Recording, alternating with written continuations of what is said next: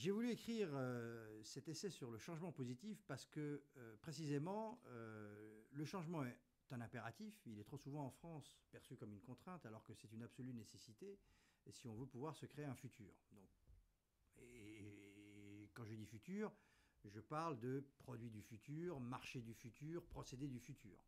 Donc ça, c'est la nécessité de changer.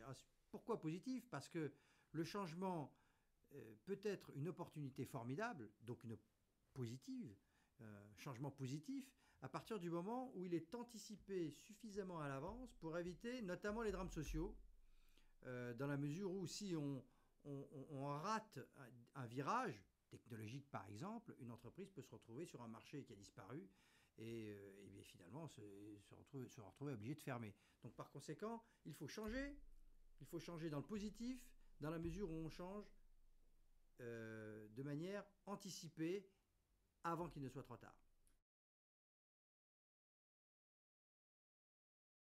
Il est tout à fait naturel d'avoir peur du changement parce que le changement est par définition quelque chose qui fait peur. Cela étant, un sondage récent a montré que les 2 tiers des Français percevaient le changement dans l'entreprise comme une opportunité, ce qui est extrêmement positif et qui prouve que les Français sont quelque part, commencent à être lucides sur la situation et sur la nécessité impérative de s'adapter si on veut pouvoir tenir le rang du pays dans les années futures. Les clés de la réussite du changement sont au nombre finalement de 5. La première, c'est la lucidité, la prise de conscience.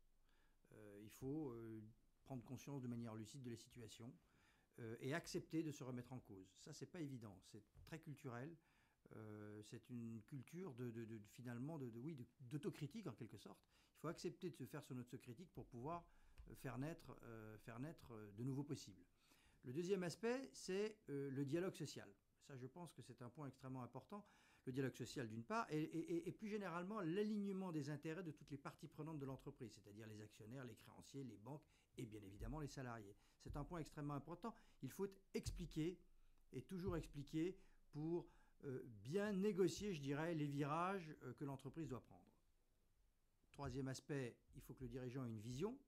Et quatrième point, il faut que tout cela se traduise dans un projet d'entreprise qui est mené dans un certain timing, avec un certain rythme, parce que le changement, on ne change pas pour s'arrêter, on change de manière permanente.